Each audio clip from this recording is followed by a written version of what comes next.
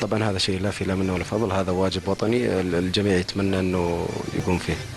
والله طبعا ان شاء الله انهم ماجورين على هذا الشيء، و يعني كلنا في خدمة الوطن في الأول والأخير.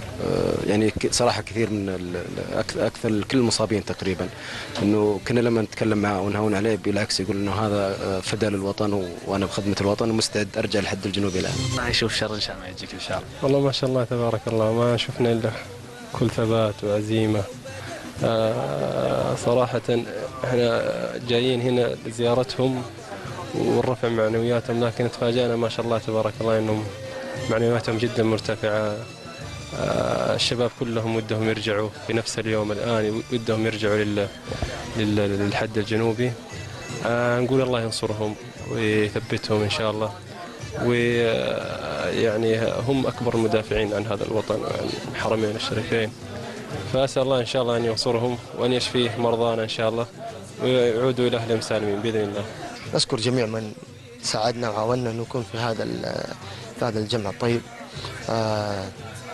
اللي شاهدناه صراحة روح أبطال، يعني في كل غرفة تدخلها كل أحد منهم يتمنى أنه يقوم يقول لك وأنا أرجع للجبهة.